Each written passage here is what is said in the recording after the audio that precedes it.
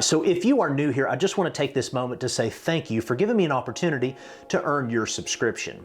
Now, if you enjoy this type of content and you would really like to help support this channel, you can simply do that by, clicking the like button, subscribing to this channel, leaving a comment down below. Those things are going to help, battle those algorithms that we fight so much as YouTubers. But not only that, it's going to help this video reach more people and help my channel to continue to grow. All right, guys, so getting into this, again, if you are unfamiliar with how I do my reviews, I'm gonna start at the top, work my way down, and just giving you those pros, those cons, and maybe some things that I think could have been done a little bit differently, but hopefully be able to give you the critical information that you need to decide whether this is the right pistol for you.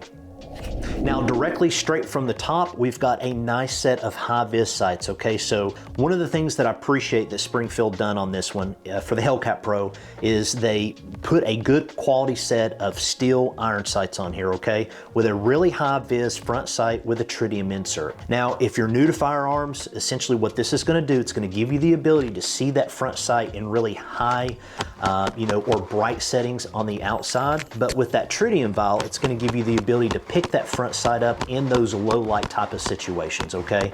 So very important to be able to pick that front sight up if you're not running a red dot, okay? This one comes with a U-notch, which for me personally, I prefer just a blacked out rear. There are some people that do prefer that, and I'm curious if you believe that the U-notch is a better option for the rear sight. Leave that in the comment section down below and why. I'm just curious on that. Not only do you get a good quality set of sights, it already comes optics ready, okay? All right, guys, now before I jump down to the frame of the gun, I wanna just talk about real quickly these serrations, okay? I am a huge proponent of serrations. I absolutely love them. Whether I am clearing a malfunction from the front of the gun or I'm doing a simple press check, whatever the case may be, everybody's individual level of training is gonna be different, all right? So some people may want to, charge the gun by slingshotting it, charging it from the front, whatever, again, your individual level of training is. But one of the things that I'm a stickler on is if you're gonna take the time and add serrations, number one, they need to be very usable, they need to work, and they need to be in the right placement. So for example, on the very front, there's a little bit more room that I think they could have added maybe 1 or 2 extra serrations.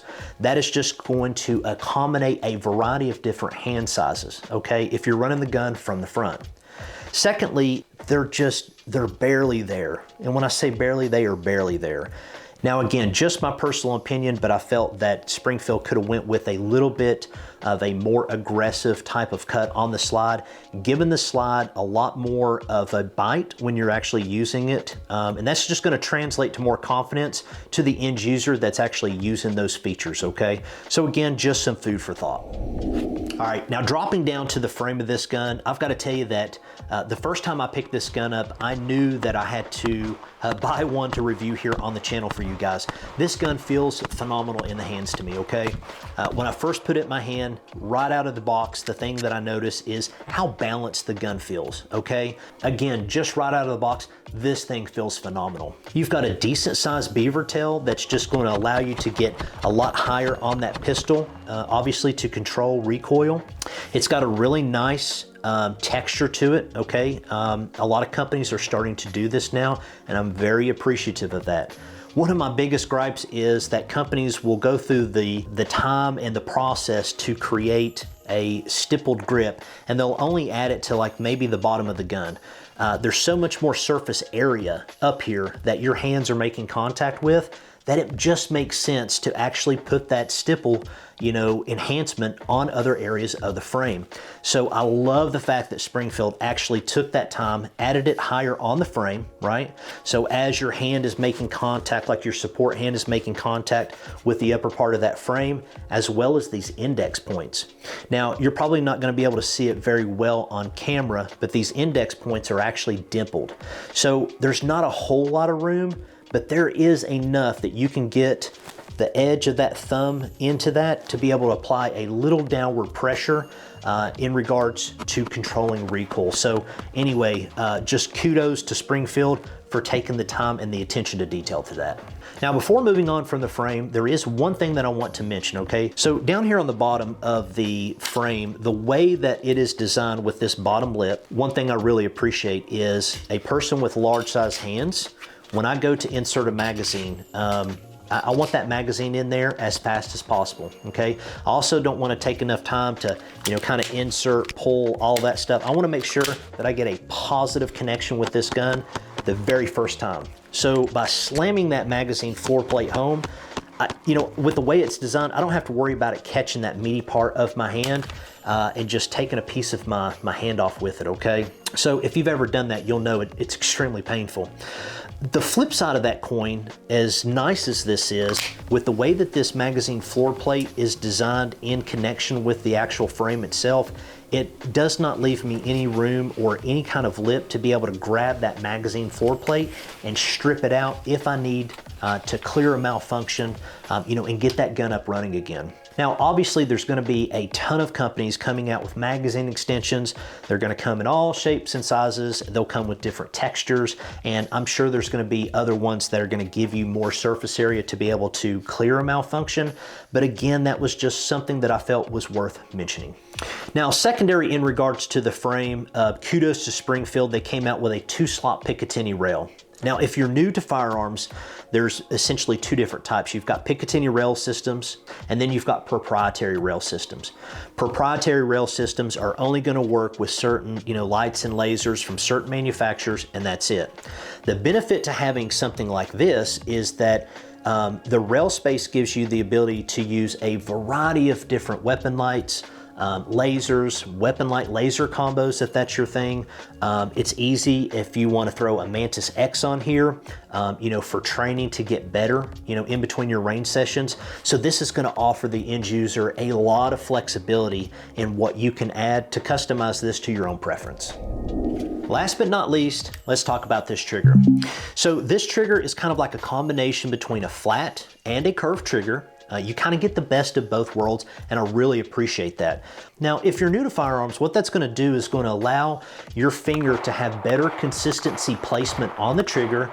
So as you're pulling that trigger to the rear, as long as you're doing everything else correctly, you're going to have better accuracy is what that's going to translate into, okay?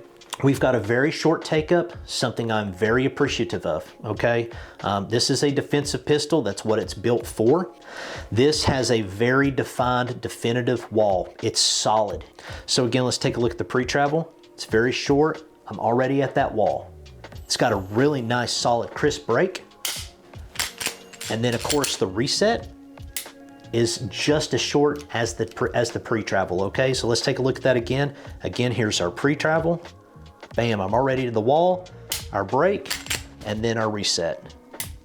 Man, it speaks exceptionally well in regards to user feedback, okay? All right, guys, so with all that being said, how do I feel about the HELLCAT Pro as a whole, right? I believe that it is a phenomenal deal. To be able to get a gun that is this size with the capacity of 15+1, the gun feels phenomenal in the hands. You've got a good set of sights right out of the box. Again, you're already getting an optics ready slide. The trigger feels phenomenal.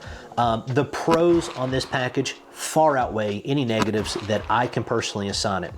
Now, one thing that I will mention is if recoil is a concern for you, the one thing that I will say is out of all the firearms that I tested, okay, and I'm just going to give some other general, more well-known comparisons. The Glock 43X, the 48, the 48 MOS, the 365 XL from SIG.